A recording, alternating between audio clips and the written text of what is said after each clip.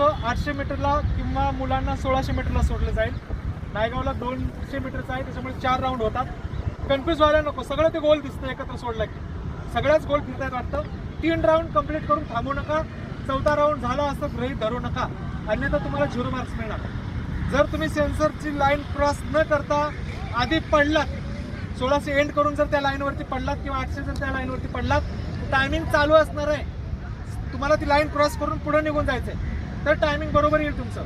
नंतर जर तुम्ही पडलात त्या लाईनवरती आणि कॉन्स्टेबलनं उचलून जर तुम्हाला बाजूला काढायची वेळ आली, तर तुमचा टाइम चालू राहील आणि तुम्हाला जे मार्क्स मिळणार त्याच्यापेक्षा कमी मार्क्स मिळतील. जेवढ्या मिनिटामध्ये तुम्ही कव्हर केलाय त्यापेक्षा वेळ जास्त जाणार तुम्हाला उचलून बाजूला काढेपर्यंत किंवा त्या लाईनीवरती पडल्यानंतर तुम्हाला कव्हर करेपर्यंत, किंवा लाईन फिनिश लाईन आली की तिथे आधी जर थंड पडला तर टायमिंग तुमचं वाढणार आणि मार्क्स कमी मिळणार. त्याच्यामुळे एंड करण्याच्या आधी पूर्ण ती लाईन क्रॉस करा. ती सेन्सरचा जो किट लावले त्याच्या पुढे निघून जा आणि मग पुढे बसा.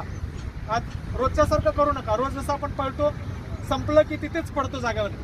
1600 संपलं की जागेवर पडायची सवय असते. 800 पडले की संपलं की लगेच जागेवर तिथेच कोसळायची सवय असते, ती सोडून टाका. नाहीतर तिथे जर त्या सेन्सरच्या रेडियसमध्ये पडलात तर तुमचं टाइम चालू राहील आणि मार्क्स कमी मिळणार. ह्या चुकीमुळे सुद्धा तुमचे मार्क्स कमी मिळतात.